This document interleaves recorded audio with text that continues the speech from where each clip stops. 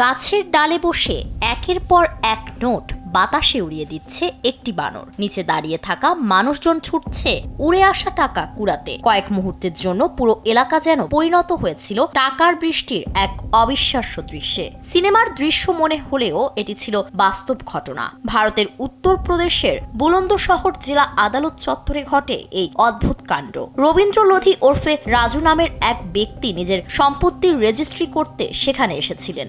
Stamp paper কেনার জন্য তার সঙ্গে ছিল নগদ 2 লাখ রুপি ভর্তি একটি ব্যাগ।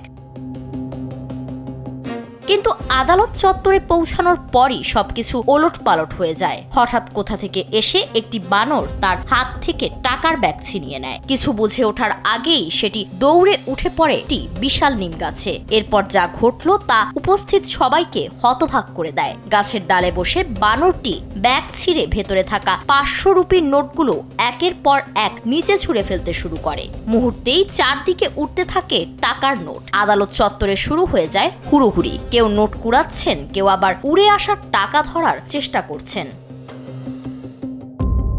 খবর পেয়ে দ্রুত ঘটনাস্থলে পৌঁছে যায় পুলিশ। জনতা ও পুলিশের যৌথ চেষ্টায় শুরু হয় টাকা উদ্ধারের অভিযান। দীর্ঘ চেষ্টার পর বানরে ছড়িয়ে দেওয়া টাকার মধ্যে 1,98,000 রুপি উদ্ধার করা সম্ভব হয় এবং তা ফিরিয়ে দেওয়া হয় প্রকৃত মালিকের কাছে। তবে 2,000 রুপির কোনো খোঁজ আর মেলেনি।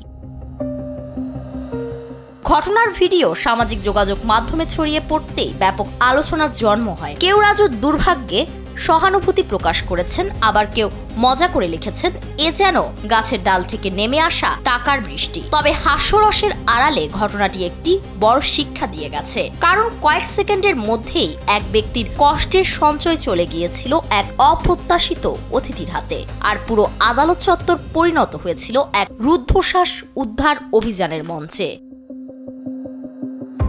ফারিন রহমান প্রীতি, কালবেলা।